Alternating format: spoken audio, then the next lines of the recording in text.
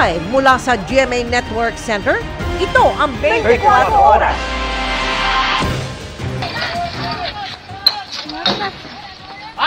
Dito kami pinanganak! Dito na kami mamamatay!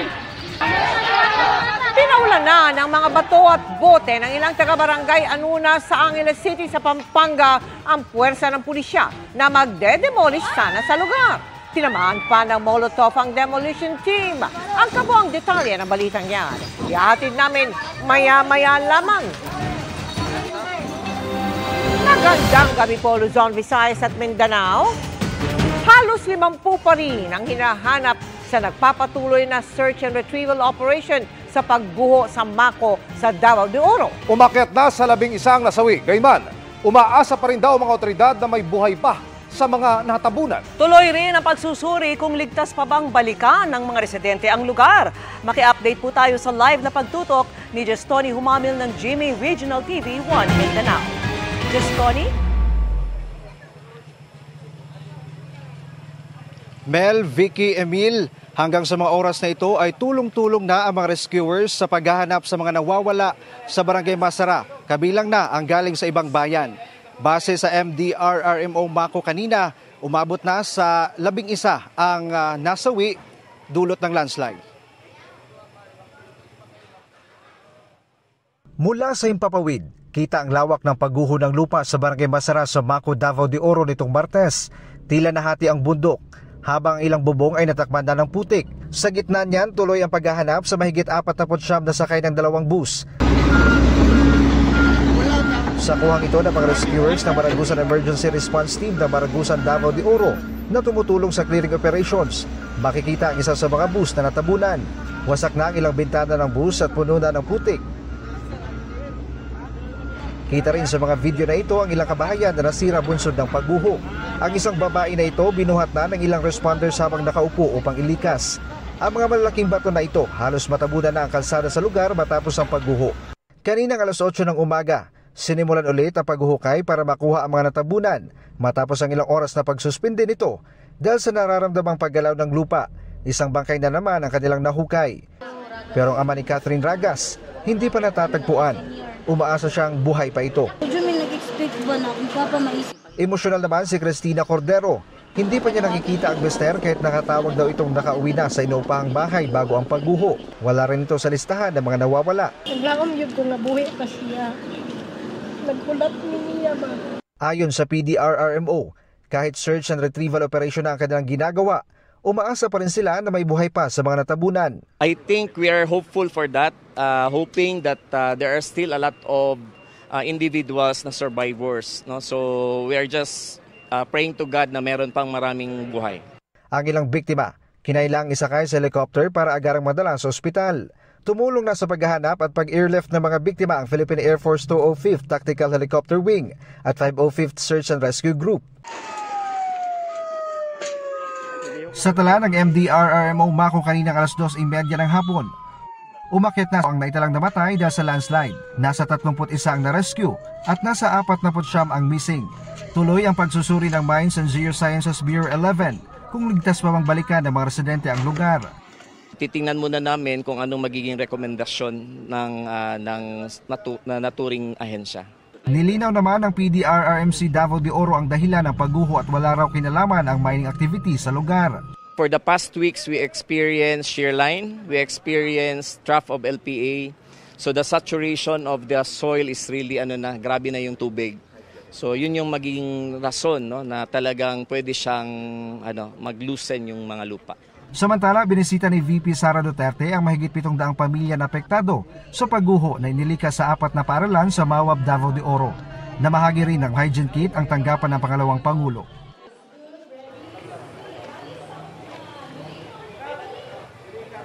Vicky, tanging mga rescuers na lang ang pinapayagang makapunta sa landslide area lalo pat may mga nararamdaman pang paggalaw ng lupa. Hindi man tayo makapasok doon, patuloy pa rin ang ating isinagawang monitoring para sa search and retrieval doon, pati na rin dito sa evacuation centers. Vicky. Maraming salamat sa iyo, Jestoni Humamil ng GMA Regional TV 1 Mindanao. Bago ang pagguhong yan, may landslide na rin sa parehong lugar. 16 na taon na ang nakakaraan na kinasawi ng 24. Yan ang lumabas sa pagsusuri ng UP Nationwide Operational Assessment of Hazards o NOAA na ipinaliwanag ang mga posibleng dahilan ng trahedya. Nakatutok si Chino Gaston. Ang tila pangangapa nung una sa dilim kaugnay sa nangyaring pagguho sa Maco, Davao de Oro nitong Martes, unti-unti nang naliliwanagan sa gumugulong na investigasyon ng mga otoridad. Ang ugat ng pagguho halimbawa dahil sa matinding buhos ng ulan. Pinakamalakas talaga yan mula January 31 hanggang February 1 batay sa datos ng UP Resiliency Institute Project NOAA. Pero sa tagal niyan, posibleng napalambot niyan ang lupa. Kabilang din ang bayan ng Maco sa flood warning forecast ng NOAA, January 30 pa lang. At ang mismong lokasyon ng Barangay Masara kung saan nangyari ang pagguho, makikitang landslide prone talaga base sa hazard assessment map ng NOAA.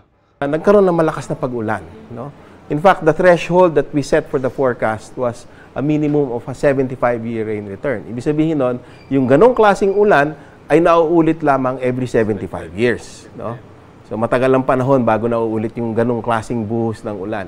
At nangyari nga yon. At yung mga unstable na slopes, no? 'Di ba pag nandoon ka sa dagat tapos nagtayo ka ng sandcastle, nakatayo siya pero unstable siya, 'di ba? So meron lang konting tulak yon, katulad ng buhos ng ulan na malakas para ito ay magiba. Lumilitaw din sa pagsasaliksik ng NOAA na nagkaroon na ng landslide sa parehong lugar na yan sa Barangay Masara noong 2008 na ikinasawi ng 24. Ang naukang bahagi ng bundok sa litratong ito noong 2008 ay sa mismong parte din ng bundok na gumuho noong Martes. Gamit ang artificial intelligence at mga volunteer mappers, nakabuo ang UP NOAA ng GPS map kung saan makikita ang eksaktong lokasyon ng bawat bahay sa barangay na sana raw ay makatulong sa patuloy na paghahanap sa mga biktima. Makikita din sa satellite images ang itsura ng lugar bago ito natabunan ng landslide. Sa ngayon, hindi masabi kung may kinalaman sa pagguho ang commercial mining operations malapit sa lugar kung saan marami sa mga residente ang nagtatrabaho. Currently under investigation, landslide hazard-prone area talaga. No? Mataas ang panganib. Unang dahilan ay matarik yung lugar. No? And we all know that gravity never sleeps. Patuloy ang paghila ng gravity doon sa kabundukan, ano? Which makes that area unstable, no? And that's why it is prone to landslide hazards. Naniniwala si Lagmay na kung hindi praktikal na alisin ang barangay sa landslide-prone area, kailangang may sistema ng paglikas sa mga residente tuwing may forecast ng malakas na buhos ng ulan at masinsinang safety assessment bago sila pabalikin. Para sa GMA Integrated News, Chino Gaston, nakatutok, 24 oras. Kamustahin naman natin ang mga biyahe ngayong bisperas ng long weekend bago ang Chinese New Year na inaasahang sasamantalahin din ng mga gusto ng mag-Valentine. Live mula sa PITX, nakatutok si Oscar Oida. Oscar. Yes, Emil, posibleng umabot sa 120,000 na pasahero ang babiyahe ngayong araw dito sa PITX kaugnay ng long weekend.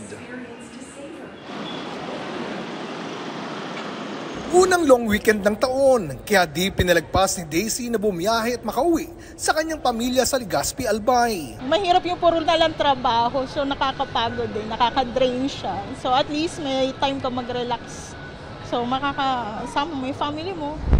Ang taga Pilar Sorsogon namang si Judy Ann, nagdalawang isipan nung una. Medyo mahal na yung pamasahe para sa akin, pero parang binabaliwala ko na lang yun para makasama ko yung family ko.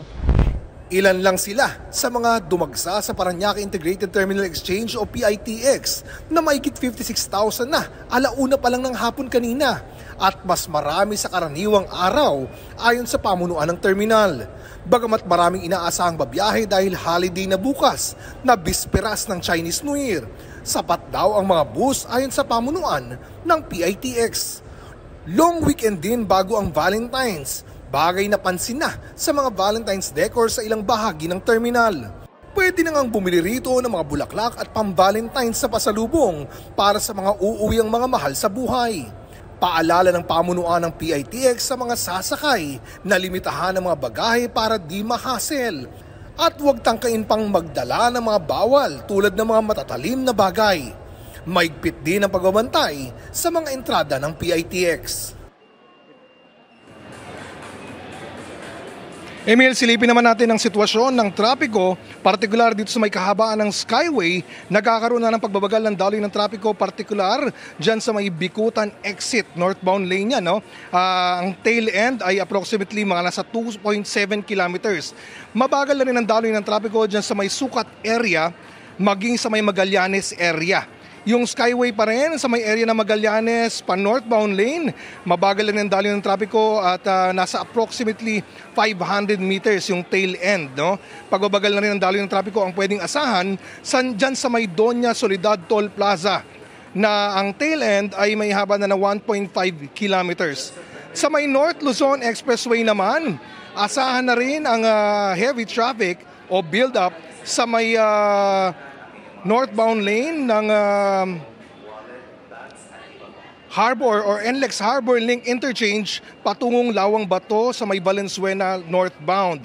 30 to 40 kilometers per hour ang running speed dyan dahil na rin sa increase ng volume. At asahan na rin ang pagbabagal ng daloy ng trapiko sa may San Fernando Interchange bago sumapit ng Mexico, Pampanga. Samantala, balik naman tayo dito sa PITX. Base sa pinakahuling update na nakuha natin, umabot na sa mahigit 101,000 na pasero ang nagsadya dito sa PITX ngayong araw. Emil? Maraming salamat, Oscar Oida. Dahil sa El Nino, sumipa na sa halos 4,000 magsasaka ang apektado ang kabuhayan. Makararanas ang tagtuyot sa 24 na probinsya ngayong buwan at sa Abril. Dry spell sa halos buong bansa. Nakatutok si Mark Salazar. Tuyong-tuyo na ang irigasyon sa Mexico, Pampanga. Hirap din mag-ahon ng tubig sa deep well ang mga magsasaka ng mais. Sa uhaw, nabansot na ang mga bunga ng mais nila. Dati 50 ngayon. Siguro 70-30 na lang. 70-30? 30 na lang yung magiging sa income, sa tubo. Dati po yung July, August. Ngayon hindi nga. Dahil wala na yung irrigation, namatay na. Sa Zamboanga City naman, ilang barangay ang dumaranas na ng water interruption. Sa nipis ng supply ng tubig, hanggang 5 oras na lamang may tulo sa gripo. Oportunidad naman ito sa mga kuliglig driver. Sila ang nag-iigib ng tubig sa ibang lugar para ibenta naman sa wala sa halagang 10 pesos kada galon. Yun nga po, 10. Yung sa amin po, 7 pesos lang po. Yung po ng 3 peso pat ng gasolina, mga 5 pesos ang kada galon. Mahigit 3,500 ektarya naman ng palayan ang bitak-bitak sa Iloilo. Halos 4,000 magsasaka ang apektado na ang kabuhayan. Ang nararanasang tagtuyot sa iba't ibang parte ng bansa, epekto na ng El Nino. At sabi ng Pag-asa sa kanilang monitoring, darami pa ang bilang ng mga apektadong probinsya ngayong Pebrero. Pagdating natin ng February, yung forecast ng Pag-asa is around 24 provinces might experience drought and 17 provinces might experience dry spell. Pero bumebuelo pa lang daw ang El Nino dahil pagdating ng Abril, halos lahat ng 84 na probinsya ng bansa ay makararanas ng dry spell. April, May, makita natin mga around between 40 to 41 provinces and then may mga dry spell areas din. So kung pagsasamahin natin yung mga areas na under dry spell and drought condition, mga around 80 provinces yon. Isa pang binabantayan ang level ng mga dam na bagamat nasa komportableng level pa naman daw ay unti-unti na ring bumababa. Pero kung hindi darating ang mga ulan sa mga buwang ating inaasahan, hindi malayo ang water rationing. Hopefully, dumating yung ating tag-ulan. But then, makikita pa rin natin dahil dun sa lag effect ng El Nino, although nasa decaying states niya, there are models na nagsasabi pa rin that there's still possibility na posibleng mababa pa rin yung maging ulan natin sa mga ibang lugar pagdating ng May at June. Para sa GMA Integrated News, Mark Salazar, nakatutok 24 oras. Bato, bote at pampasabog na molotov ang isinalubong ng ilang residente sa ikakasasanang demolisyon sa isang barangay sa Angeles, Pampanga. Umaapela ng tulong sa gobyerno ang nasa 2,000 pamilya, pero giit ng Department of Agrarian Reform Region 3, sumusunod lang sila sa desisyon ng Korte Suprema. At nakatutok doon live si Ian Cruz. Ian. Vicky, isa lang itong barikada dito sa ating likuran sa inilagay ng mga taga-Sitio Balubad para nga hadlangan ng demolisyon sa kanilang mga tahanan. Kaya naman 2 araw na matindi ang tensyon sa lugar na ito. Dito kami pinanganak! Dito na kami mamamatay! Puro ng galit ang mga residente ng Barangay Anunas sa Angeles City, Pampanga na pinaulanan ng bato at bote ang puwersa ng pulisya na kasama ng demolition team. Pero hindi lang yan ang kanilang pinaghahagis, kundi pati molotov. Dahil dito, unti-unti nagpulasan ng mga pulis habang tuloy pa rin sa pamamato ang mga residente.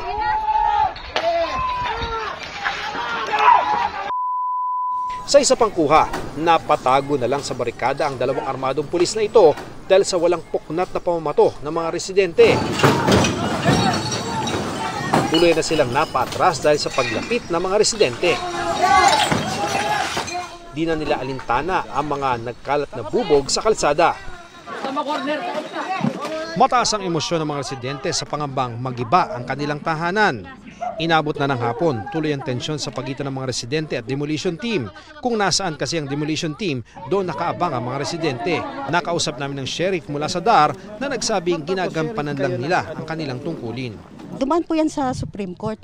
May penalty na po yan. Yung mga na-issue po mga titulo, na-cancelled na po yan. Basta po ang masasabi ko lang po, ministerial lang po yung trabaho ng sheriff to implement the writ of execution and writ of demolition dated May 6, 2022. Dumanit po sa tamang proseso at saka wala pong TRO na para mag-stop ang sheriff.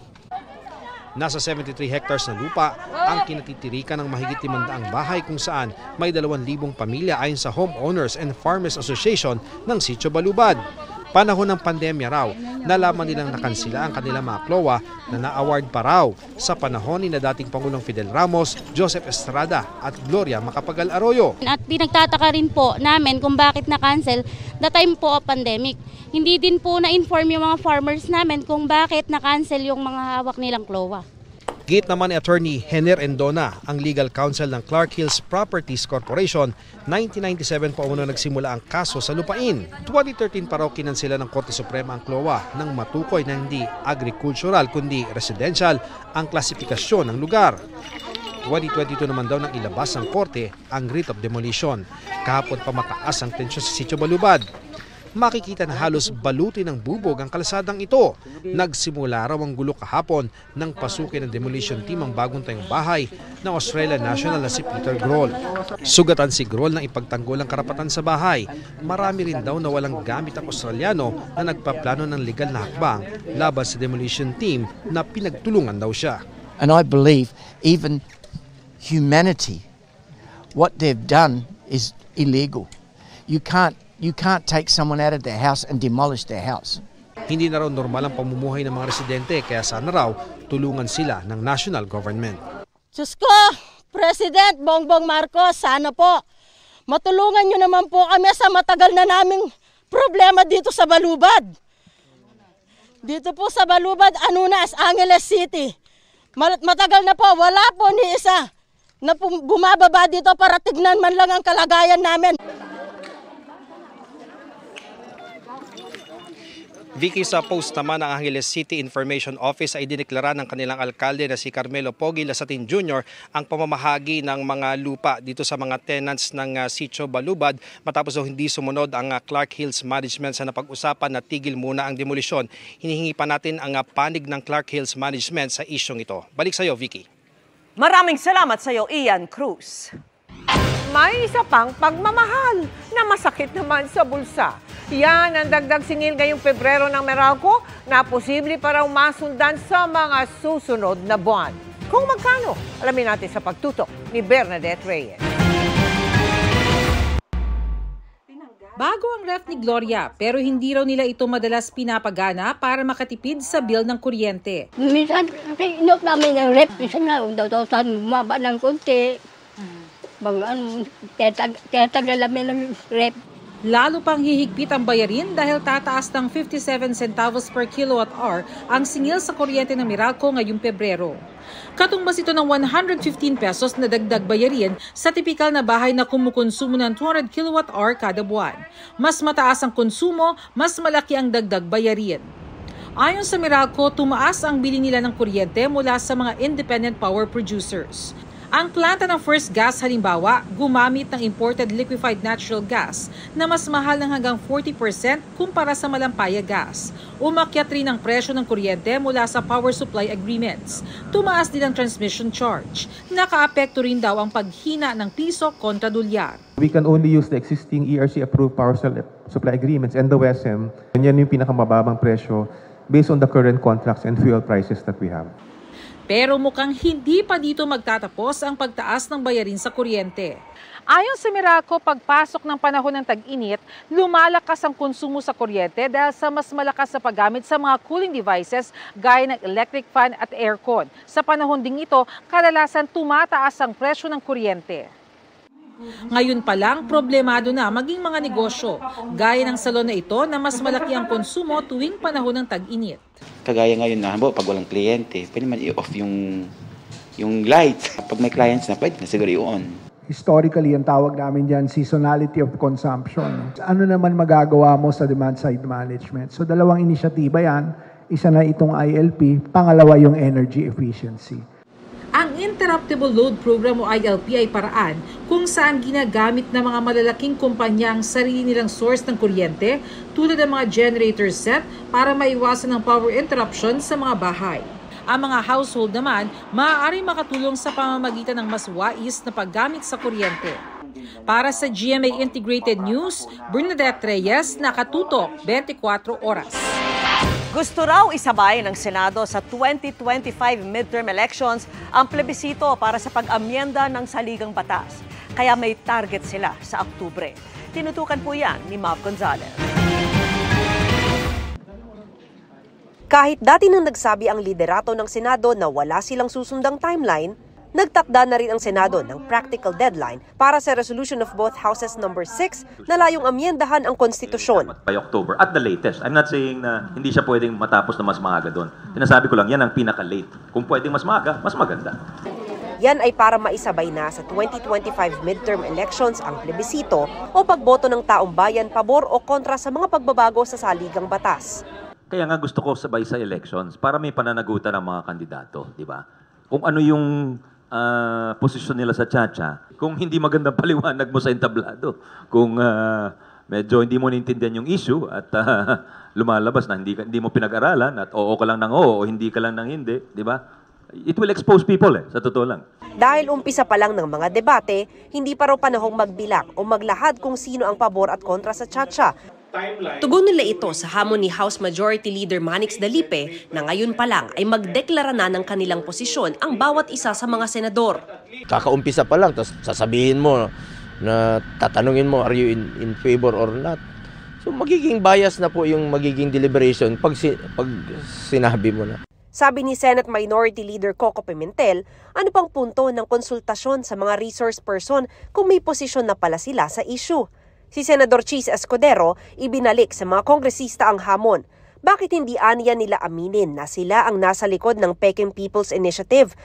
Habang gumugulong ang pagtalakay ng Senado sa pag-amyenda ng konstitusyon, tuloy rin sa susunod na linggo ang investigasyon nila sa umunay bayaran sa People's Initiative, bagay na ilang beses nang inalmahan ng mga kongresista. Para sa GMA Integrated News, ako si Mav Gonzalez, nakatutok 24 oras. Isang public school lamang sa Metro Manila ang pasok sa minimum proficiency ng Program for International Student Assessment o PISA 2022. Ano kaya ang alas nito at bakit naman bagsak ang iba pang paaralan sa rehiyon? Ang tugon ng DepEd sa pagtutok ni Marisol Abdurrahman. cases of permutation. Inabutan kong seryosong nakikinig ang mga estudyanteng ito ng Benigno Aquino High School sa Taguig sa guro na talaga namang ganadong magturo. Nagke-create po kami ng mga activities na talagang maiintindihan po, lalo na po yung subject po na math. Marahil daw dahil sa dedikasyon ng mga guro rito kung kaya pasok ang score ng paaralan sa Minimum Proficiency Level sa Program for International Student Assessment o PISA nitong 2022. Nakafocus kami doon sa pagtuturo ng mga teachers na talagang sinisigurado namin na naituturo lahat ng competency na needed. Isang karangalan sa eskwelahan na maging natatanging public school sa NCR na nakapagkamit ng above proficiency level sa PISA survey. Kaya lalo raw nilang gagalingan na magkaroon ng mga dekalidad na estudyante. Mas na-inspire po ako na mag-strive for the better, for higher grades, and para mas galingan po sa lahat ng ginagawa sa school. Pero ang nakalulungkot, nag-iisa ang Benigno S. Aquino High School sa mga public schools sa Metro Manila na pumasa sa PISA 2022. Kahit sa private school, konti lang ang pumasa, 5 lang. Hindi itinanggi ng DepEd na sumasa ilalim ito sa kalidad ng edukasyon sa bansa. Yung learning outcomes natin ay hindi siya at par with the others. May mga factor din daw na nakakaapekto sa proficiency o pagkatuto ng mga bata, kabilang ang estado nila sa buhay. Socioeconomic status sa mga bata, parental support and involvement sa kanilang pag-aaral, mga provision of resources sa schools, saka mayroon po tayong school environment. Kung tutusin, tumaas naman daw ang ating score sa PISA mula 2018 hanggang 2022. Pero kapos pa rin, low proficient pa rin. Halos parehas lang naman yung resulta nung nasa PISA at nasa math namin na medyo low proficient po ang ating mga bata. Kaya tuloy-tuloy daw ang mga hakbang na ginagawa ng DepEd. May National Recovery Program na hindi lang para sa mga estudyante, kundi para rin sa mga guro. National Reading Program, National Science and Mathematics Program. Para sa mga teachers, nire-remove na natin yung admin task para makakoncentrate lang po sila sa teaching. Ilulunsad din daw ng DepEd ang digital education para mahasa ang mga bata na gumamit ng computer. Bagay na malaking tulong daw sa mga mag-aaral ng Benigno Aquino High School. Para sa GMA Integrated News, Marisol Abduraman, nakatuto 24 oras. Sa gitna ng El Nino, pinamamadali na ng Pangulo ang mga proyektong titiyak na sapat ang tubig gripo sa bansa. Ang Angat Dam, matagal nang kulang ang kapasidad kumpara sa sinusuplayang populasyon. Kaya nakikitang solusyon ang pinapatayong Kaliwa Dam. Pero may mga tutol dahil may masasakripisyo. Ang dilema, tinutukan sa special report ni John Consulta. Sa gitna ng katubigang ito sa Nueva Ecija, may bakas ang sibilisasyong lumilitaw lang tuwing sumasadsad ang level ng isang dam. Mga istruktura ng lumang bayan ng Pantabangan na sadyang pinalubog noong dekada 70 at tila nagpapaalala sa sakripisyo ng ilan para sa pakinabang ng mas nakararami. Sa kasong ito, mahigit 1,600 pamilya ang nirelocate para sa Pantabangan Dam na ipinagawa para sa irigasyon at produksyon ng kuryente. Pagbalanseng kinailangan daw gawin noon at tila kakailanganin din daw gawin ngayon. Sa Metro Manila at mga karatig probinsya, halos taon-taon na ang pinoproblema sa ilang lugar ang paghina ng tubig gripo at irigasyon. Pero lalo na tuwing may umiiral na El Nino gaya ngayong taon. Whether it's mild, moderate, or severe, in fact, iba-ibang paghahanda siguro yung kailangan natin gawin. Bitin na kasi ang tubig ng Angat River System kung saan galing ang 70% ng tubig ng Metro Manila. Ang dam dito, binuksan noong 1967 para sa 3 milyong tao. Pero higit 14 na milyon na ang sinusuplayan sa Metro Manila pa lang. Kaya matagal nang itinutulak na solusyon na dagdagan yan. Sa gitna ng Sierra Madre, unang natukoy na gawin ang isa pang dam. 1979 pa sinimulan ng plano. Ngayon, itinatayo ang proyekto sa boundary ng General Nakar at Infanta sa probinsya ng Quezon, diretso pahilaga sa Rizal. Dito sa aking mismong pwestong kinatatayuan, i-construct ang Kaliwa Dam Project nasa boundary ito ng Infanta Quezon at General Nakar. May taas ito na 60 meters. Nakatumbas ng isang 20-story high na gusali. Inaasang matapos ito December 2026. Ayon sa MWSS, kaya nito mag-generate ng 600 million liters na tubig kada araw. Pero tulad sa lumang pantabangan, may mga kailangang umalis, may mga mawawalan ng tirahan. Ang araw na ito ay naging sagrado. Sa General Nakar, Quezon, isang sagradong lugar para sa mga katutubong dumagat remontado ang isasakripisyo. Dahil kailangang bigyang daan ang pagpapalapad ng daluyan ng ilog para sa dam, ang 85 anyos na si Nanay Catarina Meras na 50 taong nakatira sa tabing ilog, kinakailangang lumisan. Kami ay kontento kung ang tubig ngay dadalhin ng Maynila. Kami ngay gustong humiling. Siguro may kami hindi nila babayaan. Para sa dam na pakikinabangan ng halos 3.2 milyong sambahayan, tinatayang halos 1,500 pamilya ang kailangang lumisan ayon sa Save Sierra Madre Network Alliance. Pero ibang bilang ang binabanggit ng MWSS. Around 46 families na affected. No? Ito yung mga kailangang i-relocate talaga. So, meron tayong 15 IP families doon. Hopefully, makausap namin yung DepEd para mabuksan ulit yung school doon.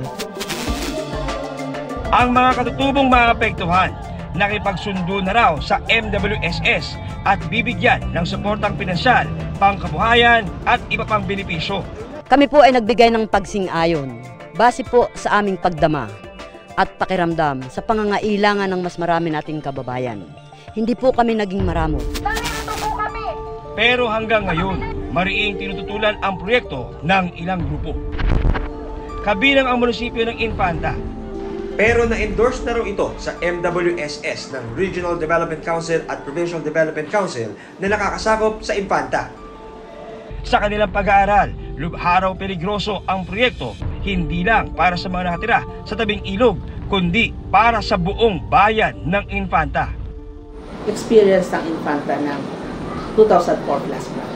We were submerged into water, muds, and debris from the Sierra Madre Mountains, 12 to 18 feet taas. Maraming buhay ang nakitil, maraming ari-arian ang nasira. Itong fault line, tumatagos dito sa hanggang sa Infanta General Nakar. Magkakaroon ng malakas na paglindol. Pwedeng masira ang dam that may result to flash flood. From concrete face na rockfill dam, ginawa nilang gravity dam, mas maliit yung kanyang footprint, mas magandang design yung ginawa nila para less yung environmental impact ng project. Sakaling itulak pa rin ng national government, may hiling ang mga lider ng Infanta. Rechanneling and dredging of Agus River, yung pagtatayo ng flood dike o Agus River protection wall. Sana ma-relocate ang seat of government ng bayan ng Infanta at magkaroon din ng mga evacuation centers. Pero hindi lang naman mga tao sa isang bayan ang magsasakripisyo, kundi mga hayop, mga halaman ang magkakaugnay na nabubuhay o ecosystem ng Sierra Madre. Giit ng isang grupo, may iba pang paraan at may iba pang pagkukunan ng tubig. Kung ayusin yung mga watersheds doon sa mga existing dams, maniniwala kami na tuloy-tuloy na makakapag-supply ng tubig. Pero ginagawa na yan ng Maynilad. 2 treatment plant nito ang naglilinis na ng tubig mula sa Laguna de Bay para mag-supply ng 300 milyong litro ng tubig gripo kada araw sa Timog Metro Manila.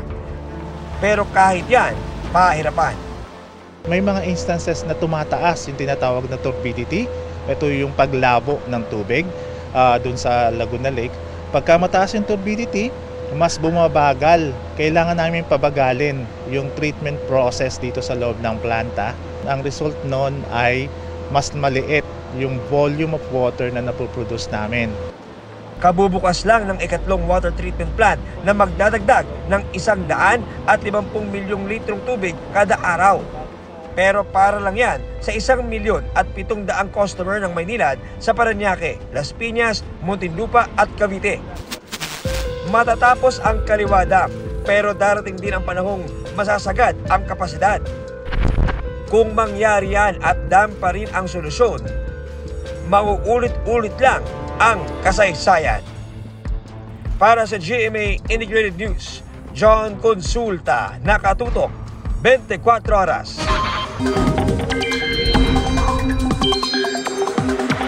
Mga kapuso, para sa mga nagpaplano ng mga gagawin sa long weekend, walang sama ng panahong nagbabadyang makakaapekto sa mga susunod na araw. Sakto yan sa long weekend pero mag-monitor pa rin dahil kahit walang LPA o bagyo, may tsansa pa rin ng ulan sa ilang lugar. Base sa datos ng Metro Weather, bago magtanghali bukas may pag-ulan sa ilang bahagi ng Mindanao. Kasama ang Zamboanga Peninsula, Soc-Sargen, Northern Mindanao at Davao Region. Kaya sa mga kapuso natin sa Davao de Oro na unti-unti pa rin bumabangon mula po sa matinding landslide, doble ingat sa posibilidad ng ulan. Mababa naman ang tsansa ng ulan sa Visayas maliban sa Negros Provinces, Aklan, Samar Provinces, Cebu at Bohol. Sa mga taga-Luzon, may mahihinang ulan sa Cagayan Valley, Cordillera, Mindoro Provinces, Palawan, pati sa Aurora at Quezon. Magiging maaliwalas naman ang panahon sa Metro Manila pero posible ang localized thunderstorms. Halos ganyan din ang magiging lagay ng panahon sa bansa pagsapit ng Sabado at Linggo. Samantala, simula po bukas, inaasahang aabot na sa buong Northern Luzon ang amihan. Pero mas lalakas pa raw ang bugso nito sa weekend. Bagyang may ibsa na mainit na panahon pero hanggang Luzon lang yan, ayon po sa Pag-asa. Patuloy na tumutok sa update sa mga susunod na araw.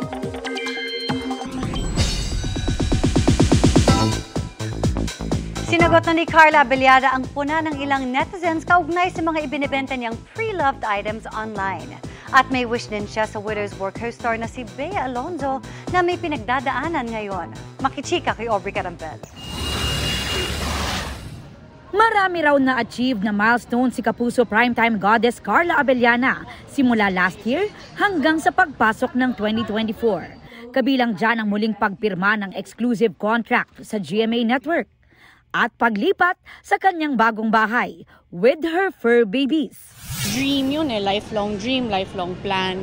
Na-envision ko lang siya one day. So, paano nangyari yun? So, hindi ko rin alam. Parang it's all a blur. But of course, I give all the credit to God. Kasabay ng fresh start ang pagde-declutter at ibinibenta niya online ang ilang personal items tulad ng shoes at bags.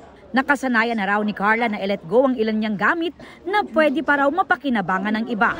Marami ang sumuporta, pero mayroon ding pumuna dahil hindi nila tugma ang presyo sa quality ng items. Yung totoo, grabe kayo. I would sell something na much less naman than how much I got it for, di ba? Lalo na dahil yung condition niya, depende din doon. Well, choice naman nila yun, of course, if they're interested, if they want to buy or not. At ngayong nagsisimula muli si Carla, ready na ba siyang makipag-date ulit? Ayoko ng blind date, di ako comfortable sa blind date.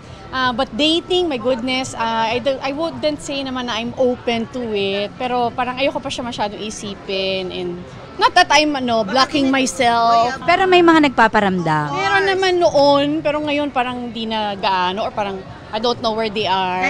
Magiging busy si Carla dahil magsisimula na ang taping ng GMA Prime series na Widow's War, kung saan makakasama niya si Bea Alonzo. At sa balitang pinagdadaanan ngayon ng co-star, hindi ako yung someone na parang itatanong yon or kukulitin siya or mag-fish ako. Hindi naman. That's very sensitive, private matter. So that's her personal life. Of course, I pray for her. I only wish she's okay. Aubrey Carampel, updated sa showbiz happenings. Hinatira na po ng tulong ng DSWD Mimaropa ang nasa 200 pamilyang nasunugan sa Puerto Princesa City, Palawan. Bukod sa pagkain at tubig, binigyan ng damit, hygiene kit at matutulugan ang mga residente. Ayon sa BFP Puerto Princesa, halos 1,000 pamilya mula sa Barangay Bagong Silang at Barangay Pagkakaisa ang nasunugan kahapon ng madaling araw. Mabilis na kumalat ang apoy dahil pawang gawa sa light materials ang nasa 500 bahay. Pahirapan ang naging pag-apula.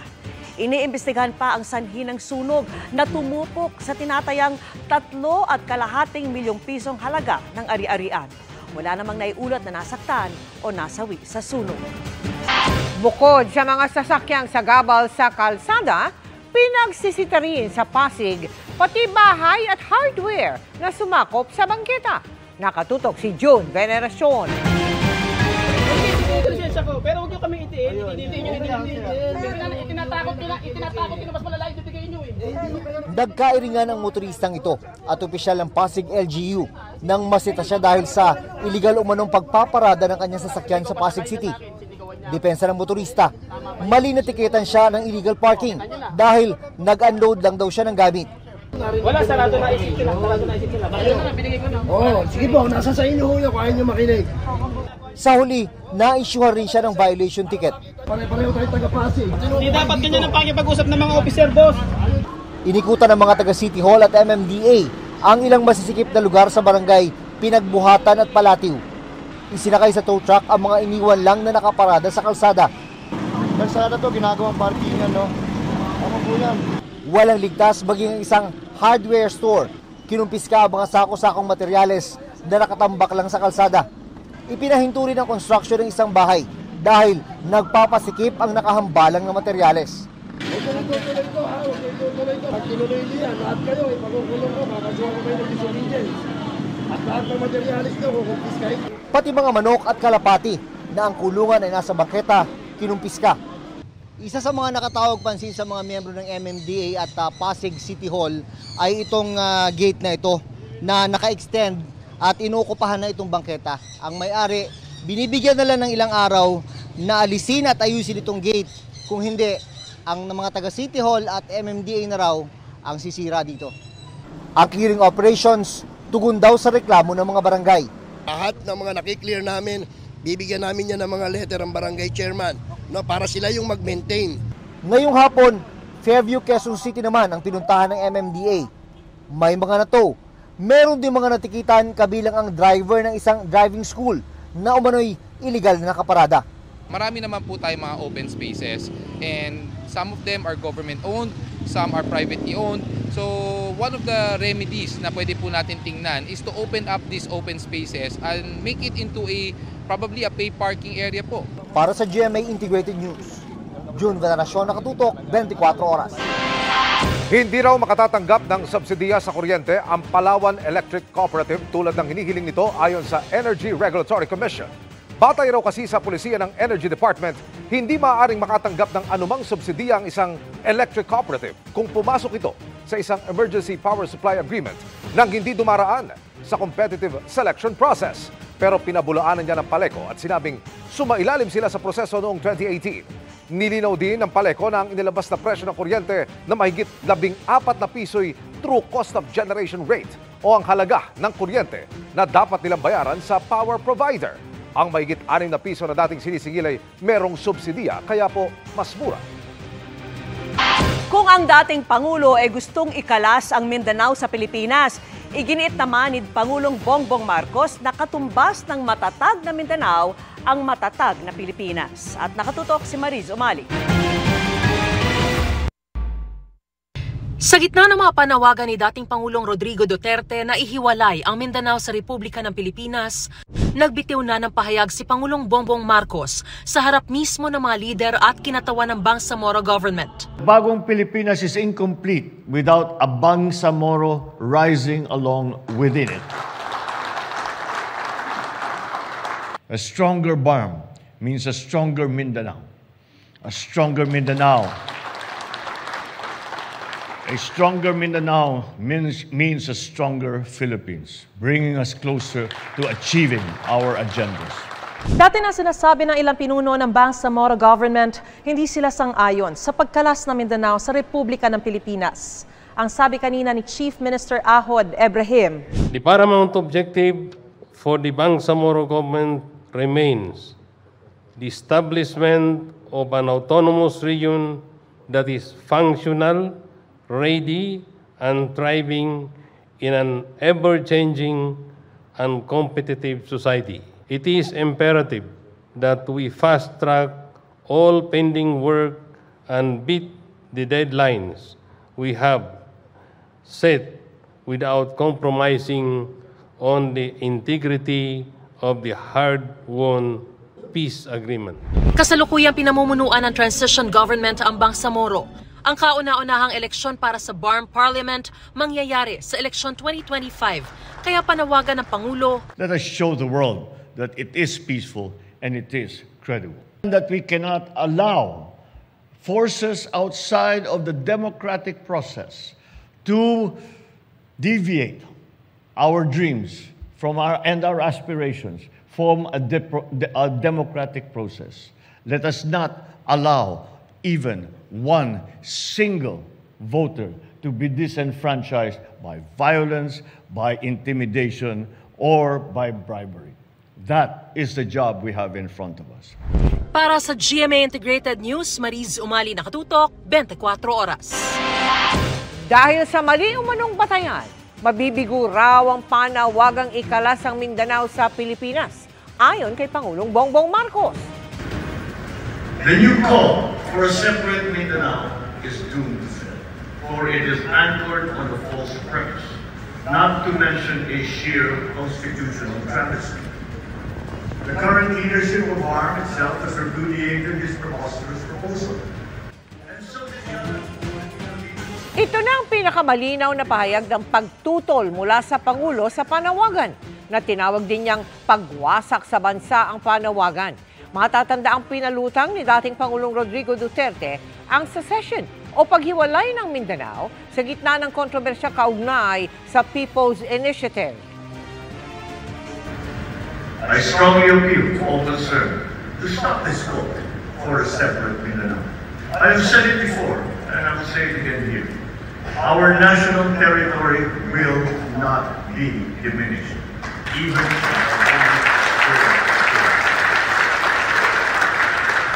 we will continue to defend it against any and all threats, external and internal. This is my guarantee, not only throughout this term, but up to my dying breath.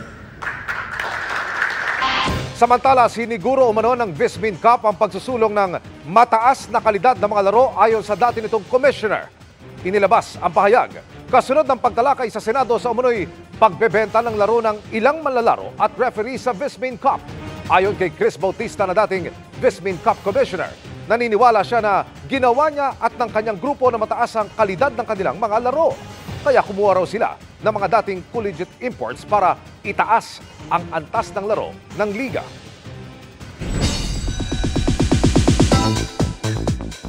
She's a beautiful person inside and out. Ganyan inilarawan ni Dominic Roque si Bea Alonzo sa gitna ng isyu ng kanilang hiwalayan. May panawagan din ng aktor sa publiko. Makichika kay Nelson Canlas. Yes, hiwalay po si Dominic at saka si Bea. Matapos ang revelation ni Kapuso talk show host Boy Abunda na hiwalay na niya sina Bea Alonzo at Dominic Roque, marami ang nag-abang sa opisyal na pahayag ng dalawa kaugnay sa kanilang relasyon. Wala man direktang sagot sa issue. Nire-share ngayong araw ni Dominic ang isang reel ng sweet moments nila ni Bea together. October 21, 2022 ito ipinost ni Dominic ilang araw matapos ang birthday ni Bea na October 17. Sa caption, sinabi ni Dom na Bea is a beautiful person inside and out. Kaya pakiusap niya, tigilan na ang hate, negativity at pambabash. July 2023 nang mag-propose si Dominic kay Bea sa isang pictorial. Sa GMA Integrated News, unang ipinakita ng aktres ang kanyang engagement ring. Magkasama pang dumating ang dalawa sa GMA Gala matapos ang ilang araw. Sa mga sumunod na interview, inihayag ni Bea at Dominic na nagpaplano na sila ng kanilang kasal. Nang sumalang si Bea sa GMA Integrated News interviews noong Oktubre, sinabi niyang ine-enjoy pa raw nila ang kanilang engagement. Wala pang solid na plans. But yeah, we're talking about it. It will be next year. Pero wala pang date, wala pang details, nothing yet. Matapos ang 4 na buwan, tinanong ulit namin si Bea tungkol sa wedding plans nila ni Dom. Alam mo, wala pa talaga. So, I can't tell you anything just yet. I mean, we're getting there, but also we're very busy. Wala pa. I cannot tell you because we haven't really prepared anything yet. Halos sabay nito, napansin ng ilang netizens na hindi nasuot ni Bea ang kanyang engagement ring. Sa ngayon, wala pa ring pahayag sina Bea at Dominic tungkol sa totoong estado ng kanilang relasyon. Nelson Canlas, updated sa Showbiz Happenings. And that's my chika this Thursday night. Ako po si Iya Adaliano. Miss Mel, Miss Vicky, Emil. Salamat sa iyo, Iya. O, biyernes na. Opo. Salamat. Purpose pala. Webes pala. Thank you. Kaya pala hindi pa maligalig. Hindi pa Wala pang dance maligalig si number. Iya.